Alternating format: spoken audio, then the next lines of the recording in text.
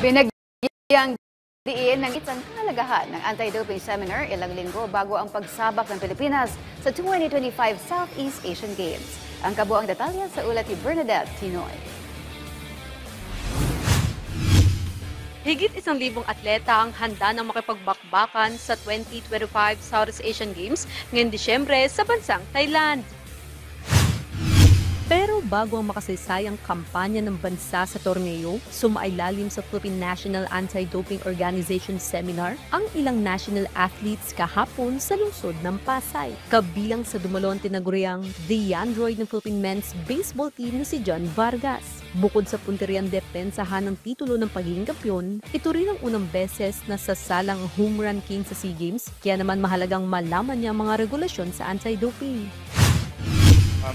Napaka-importante po ito para sa amin, para sa magsi-SEA Games, para aware po kami kung ano yung mga dapat i-take na mga supplements, na mga gamot para in case po na may mga test po na gagawin doon sa tournament, maiwasan po namin yung ma-disqualify po kami sa tournament po. Gagawin ko lang yung best ko for the team, not for myself, kundi para sa team namin at para na din po sa bansang Pilipinas. Binigyang diin din ni Filipino fencer CJ Concepcion na sa pamamagitan ng anti-doping seminar, mas malalaman ng mga atleta ang mga dapat at hindi dapat inuming gamot sa kompetisyon. Ayon pa sa veteran player, tutungo ang national fencing team sa South Korea para sa huling pag-i-ensayo ng kuponan.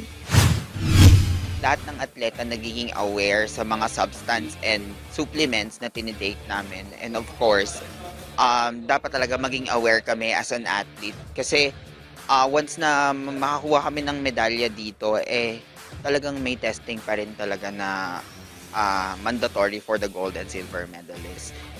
Yes, after mo makuha yung medal, or after your match pa lang, hindi ka pa nasasabitan ng medal, nandyan na sila for testing. As in, meron na sayong lalapit na i-guide ka and kukuha ng urine, samples, para matest ka if you are using any substance na pinagbabawal. Samantala, plano naman ni Pinoy badminton star Alvin Morada na makabulsa ng medalya sa darating na SEA Games 2025. Kahit ito na ang ika-4 ng pagsalang sa prestihiyosong patimpalak, mahalaga pa rin anya na makibahagi sa anti-doping seminar na handog ng Philippine Sports Commission at Philippine Olympic Committee. Kami basta-basta pwedeng uminom ng mga ganito, hindi kami pwedeng kumain ng ganito. At least, parang aware po kami kasi hindi na po natin alam ngayon kung ano yung mga, lalo na pupunta po tayo sa ibang lugar. Hindi po natin alam minsan kung ano yung mga pinapainom sa amin doon.